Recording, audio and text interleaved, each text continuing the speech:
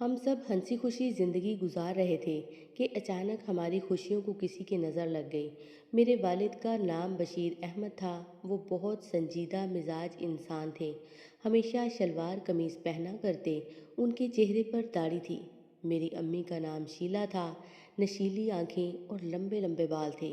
कहते हैं अल्लाह ताला अपने हर बंदे की आजमाइश लेता है और उसके कुछ बंदे उसकी आजमाइश पर पूरा उतर जाते हैं और कुछ कमज़ोर पड़ जाते हैं।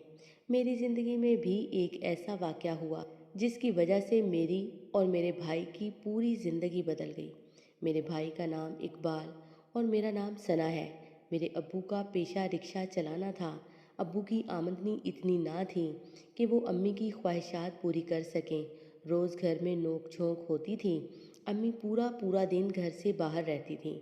जब रात को घर पहुंचती तो किसी से बात ना करती और सो जाती, जैसे उनका अपने शोहर और औलाद से कोई ताल्लुक ना हो। अम्मी अली नाम के आदमी से मिली जो बहुत अमीर था। अम्मी और उस आदमी की नज़दीकियाँ बहुत बढ़ने लग गईं और अम्मी ने उस आदमी से शादी करने के लिए अब्बू से तलाक का मुतालबा किया।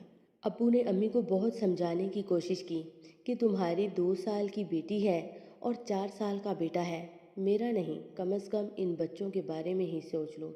मगर अम्मी किसी हाल कुछ भी समझने के लिए तैयार ना थीं।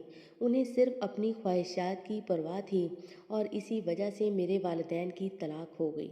जिस वक्त मुझे और मेरे भाई को उनकी सबसे ज़्यादा ज़रूरत थी, वो हमें दुनिया के इस अंधेरे में तन्हा कर गई थी। अब्बू और अल्लाह ताला के सिवा कोई दूसरा सहारा ना था। जब किसी माँ को अपनी औलाद को प्यार करता देखती तो उस माँ की ममता को देखकर मेरा दिल रो पड़ता और घंटों अकेले बैठकर रोया करती थी। सर्दियों में जब तमाम बच्चे अपनी माँ की गर्म आगोश के साए में सो रहे होते तो मैं रात की तेज़ हवाओं के झोंकों से डर जाती। तो तब मैं एक दीवार के साथ घंटों अपना सर ज़मीन की आगोश में रख कर सोती और दुआ करती कि अल्लाह ताला इस रात की स्याही जल्द ख़त्म कर दे।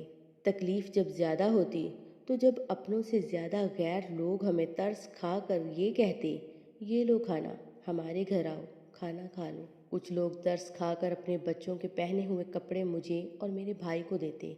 हम उन्हें बड़ी खुशी खुशी पहनकर अपने वक्त को गुजारते थे। लोग कहते हैं कि मेरी आंखों में बहुत दर्द है। इस दर्द के साए में मैंने जीना सीख लिया था। मुझे अपनी माँ से नफरत हो चुकी थी। उसने कभी ये जानने की भी कोशिश ना की थी कि उसकी औलाद किस हाल में है। कभी मिलने नहीं आती थी। वो औरत माँ कहलाने के बिल्कुल लायक ना थी। अपनी माँ से धोखा खाने के बाद अब मुझे किसी रिश्ता पर एतबार ना रहा था। मेरे अब्बू ने हमें पाल पोस कर बड़ा किया और हमारे लिए मेहनत करते थे ताकि 2 वक्त की रोटी मुयस्सर हो सके। मैं और मेरे भाई परेशानियों के बाइस तालीम हासिल ना कर पाए थे। वक्त तेज़ी से गुजरता गया और देखते ही देखते ज़िंदगी के 10 साल गुजर गए। वक्त के साथ ज़िंदगी बहुत बदल चुकी थी। अब मेरे अब्बू भी दूसरी शादी कर चुके थे। उस औरत का नाम सबा था। निचले तबके से ताल्लुक़ रखने वाली औरत, तलाकशुदा थी और अब्बू को हर वक्त मानूस करने के लिए बनी संवरी रहती थी। सौतेली माँ के आने के बाद अब अब्बू भी काफ़ी बदल चुके थे। उस औरत ने बीवी होने के तमाम फ़राइज़ अदा किए, लेकिन वो हमें अपनी औलाद की तरह नहीं अपना पाई। मेरा मिलना जुलना ख़ानदान से भी ख़त्म कर दिया था। मैं पूरा पूरा दिन अकेले कमरे में गुजार देती थी। उस औरत का रवैया हम दोनों बहन भाइयों से बिल्कुल अच्छा ना था।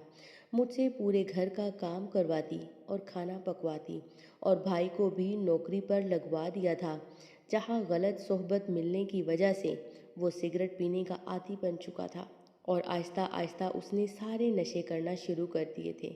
उस औरत ने मुझे तालीम तक हासिल ना करने दी और ना ही मुझे अच्छे और बुरे की तमीज़ समझाई। उस औरत की एक माँ और 2 शादीशुदा बहनें और एक भाई था। उसके घर वाले अक्सर आया करते थे। उसका भाई अच्छी शख्सियत के किरदार का हामिल ना था। मुझे गलत नज़रों से देखता, कभी किसी बहाने से मेरा हाथ पकड़ता और कभी किसी बहाने से मेरे पास आकर बैठ जाता। मैंने उसकी शिकायत अपनी सौतेली माँ से की तो उसने उल्टा मुझे डांटा, धमकाया और घर वालों की नज़र में मुझे गलत साबित कर दिया था ताकि मुझ पर कोई यकीन ना करे। मैं उस औरत के जुल्म का हिस्सा बन चुकी थी। اس نے میری ناسمجھی اور معصومیت کا فائدہ اٹھایا، اور جس عمر میں بچے پڑھتے ہیں اس عمر میں میرے دماغ میں عشق و محبت جیسی باتیں بھر دیں۔ اپنے ذاتی مفاد کی خاطر میرا رشتہ اپنی خالہ کے بیٹے سے کر دیا۔ رشتے کے وقت میں 12 سال کی تھی، اور 1 سال گزرنے کے بعد آپس کے اختلافات کی وجہ سے یہ رشتہ میری سوتیلی ماں نے ختم کر دیا۔ سوتیلی ماں مجھ سے کسی نہ کسی طریقے سے جان چھڑانا چاہتی تھی۔ میرا رشتہ روحان نامی 26 سالہ لڑکے سے کر دیا۔ اس کی عمر 26 سال، گندمی رنگ تھا، غریب طبقے سے تعلق رکھتا تھا اور رکشہ چلاتا تھا۔ رشتے کے بعد وقت تیزی سے گزرتا گیا۔ اب میری عمر 15 سال ہو چکی تھی۔ شادی کی تیاریاں ہو رہی تھیں۔ ایک دن میں اور میرا بھائی شادی کا سامان لینے بازار گئے۔ وہاں سے واپسی پر ایک عورت روڈ پر بھیک مانگ رہی تھی۔ اس کی صدا کان میں آئی تو ہم دونوں نے پلٹ کر دیکھا۔ وہ کوئی اور نہیں، ہماری ماں تھی۔ وہ ہمیں پہچان نہ سکی، لیکن ہم نے انہیں بتایا کہ ہم انہی کی اولاد ہیں۔ جب ہم نے پوچھا کہ آپ کی یہ حالت کس نے کی، تو انہوں نے بتایا کہ جس آدمی کے لیے میں نے اپنے انمول رشتے ٹھکرا دیے، آج اس ہی آدمی نے مجھے چھوڑ دیا، کیونکہ اللہ تعالیٰ نے مجھے اولاد جیسی نعمت سے محروم کر دیا تھا۔ میں اس کو اولاد نہ دے سکی۔ امی نے ہم دونوں سے بہت معافی مانگی اور ہم انہیں معاف کر کے گھر آ گئے۔ وہ بھی میری شادی میں شریک ہوئیں۔ اللہ تعالیٰ نے میرے صبر کے صلے میں بہت اچھے شوہر سے نوازا۔ وہ میرا بہت خیال رکھتے۔ شادی کے بعد مجھے اپنی سوتیلی ماں کے ظلم سے بھی آزادی مل چکی تھی۔ میرے کہنے پر میرے شوہر نے میری ماں کو بھی اپنے گھر میں جگہ دے دی۔ میں نے انہیں کبھی بھی اس بات کا احساس تک نہ ہونے دیا کہ وہ ہمیں ماں کا پیار نہ دے سکیں، اور ان کی بہت خدمت کی۔